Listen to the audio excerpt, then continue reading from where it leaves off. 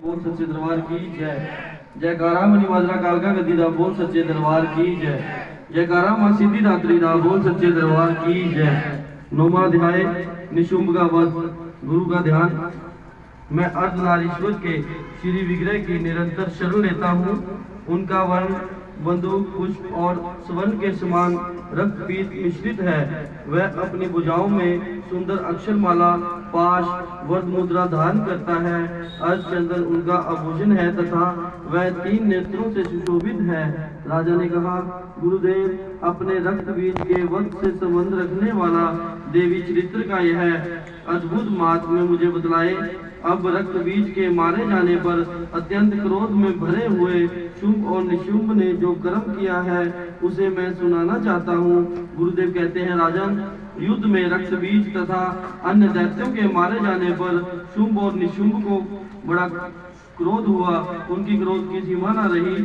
अपनी विशाल सेना इस प्रकार मारी जाती देख निशुंभ देवी की ओर दौड़ा। उसके साथ असुरों की प्रधान सेना भी थी, जो क्रोध में भरकर देवी के साथ युद्ध करने के लिए आगे आया। शुंभ भी अपनी सेना को साथ ले मातृगणों के साथ युद्ध करने अतः क्रोधवश चंडिका देवी से युद्ध करने आ पहुंचा। तब चंडिका देवी से युद्ध करने के लिए आया।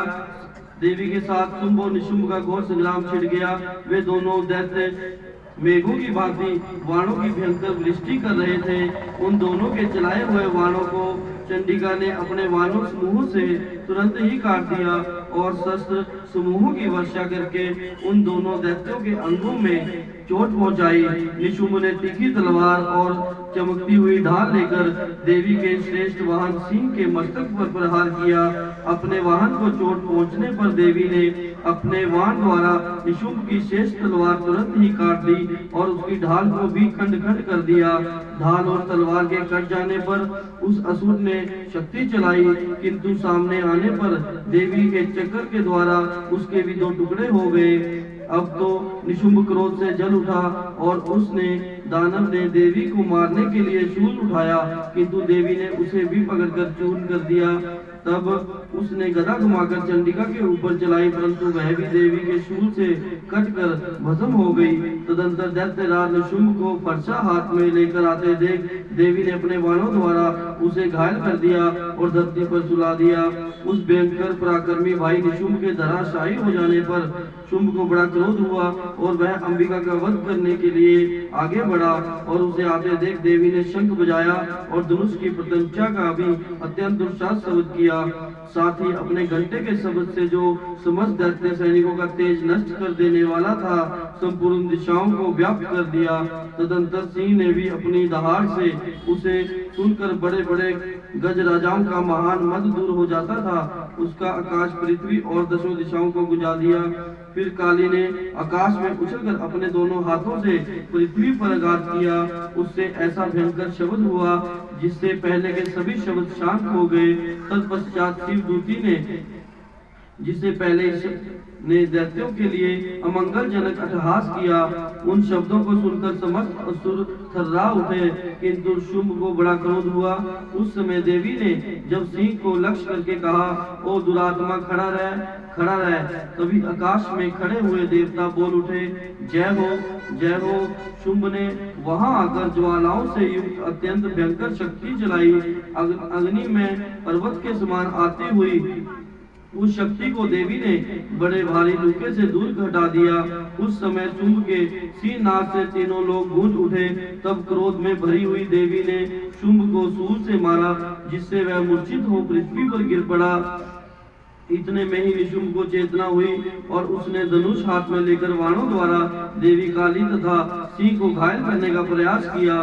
फिर उस दैत्यों ने चंडिका के ऊपर चक्र का प्रहार किया। तब दुर्गम पीड़ा का नाश करने वाली भगवती दुर्गा ने कुपित होकर अपने वाणों से उन चक्रों तथा वाणों को काट गिराया। यह देख निशुंभ चंडिका देवी के वध करने के लिए हाथ में गदा लेकर बड़े वेग से देवी की ओर दौड़ा। तलवार से तुरंत ही चंडिका ने अपनी गदा से उसकी तलवार तुरंत ही काट दी। तब उसने शूल हाथ में ले लिया। निशुंभ को शूल हाथ में लिए आते देख चंडिका ने वेग से चलाए हुए अपने शूल से उसकी छाती छेद डाली।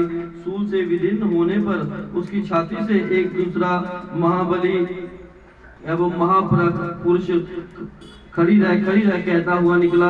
उस समय निकले हुए पुरुष की बात सुनकर देवी ठठाकर हंस पड़ी और उसने खड़क से देवी ने उसका मस्तक काट दिया। फिर तो वह पृथ्वी पर गिर पड़ा। तदंतर सिंह ने अपनी दाढ़ों से असुरों की गर्दनों को कुचलकर खाने लगा। यह बड़ा भयंकर दृश्य था। उधर माँ काली तथा शिव दूती ने भी अनन्य देवताओं का भक्षण आरंभ कर दिया। कुमारी की शक्ति से विदीर्ण होकर कितने ही महादैत्य नष्ट हो गए।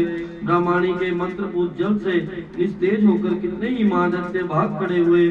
कितने ही महादैत्य महेश्वरी के त्रिशूल से कितनों का ही शरीर छिन्न भिन्न हो गया। वाराही की थूथन के आघात से कितनों का ही पृथ्वी पर चुंबन निकल गया। वैष्णवी ने भी अपने चक्कर से दानवों के टुकड़े टुकड़े कर दिए। इंद्री के हाथ से छूटे हुए वज्र से भी कितने ही असुर प्राणों से हाथ धो बैठे। कुछ असुर नष्ट हो गए, कुछ असुर महायुद्ध से भाग गए तथा कितने ही माँ काली शिव दूती तथा सिंह के ग्रास बन गए। निशुंभ वध नामक नवा अध्याय संपूर्ण हुआ। बोलो सच्चे दरबार की जय। वनी माजरा कालका गद्दी की जय।